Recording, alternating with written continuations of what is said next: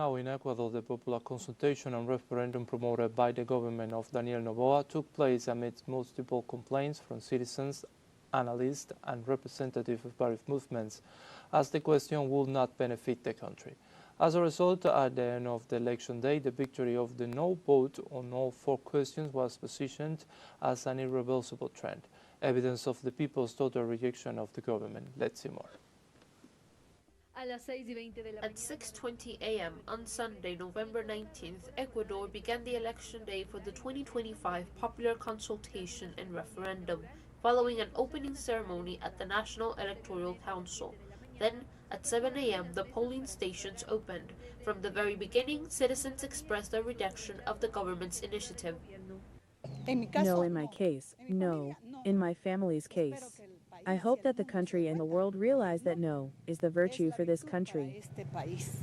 Like Chalita, thousands of citizens joined in voting against the referendum, stating that the government's offers are lies disguised as promises.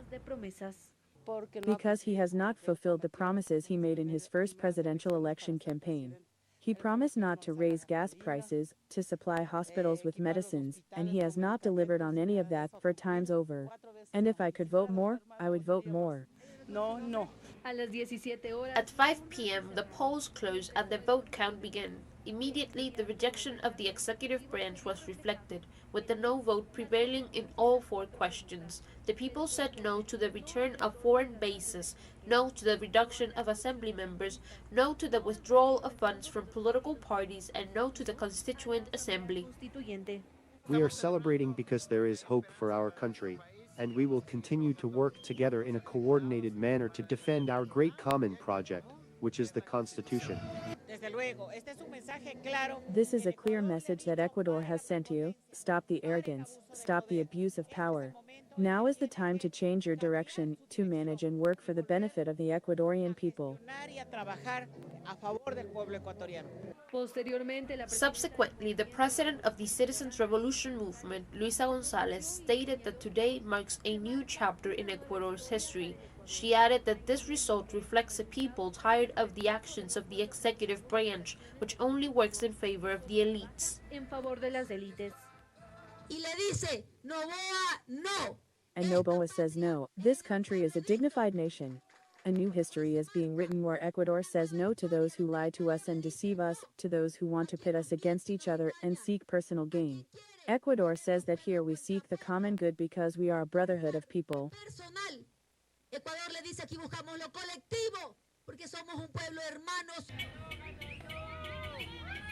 Immediately, the streets turned into a festive atmosphere. Gonzalez even joined in singing with the supporters who were celebrating the victory of the no.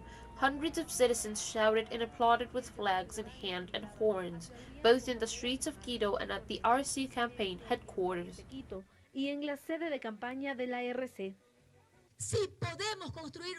Yes, we can build a different Ecuador when one governs with knowledge, the capacity to love the people, and not only love for their own pockets. Today Ecuador said no to the corruption of Brogan, to the splitting up of our hospitals, to destroying public education and health, in order to turn them into private businesses.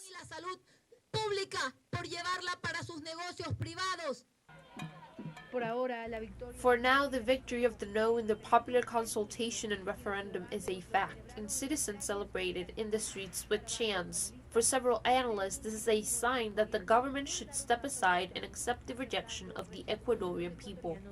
Con cámara de Francisco Guayasamín, Gabriela Mena, teleSUR Ecuador.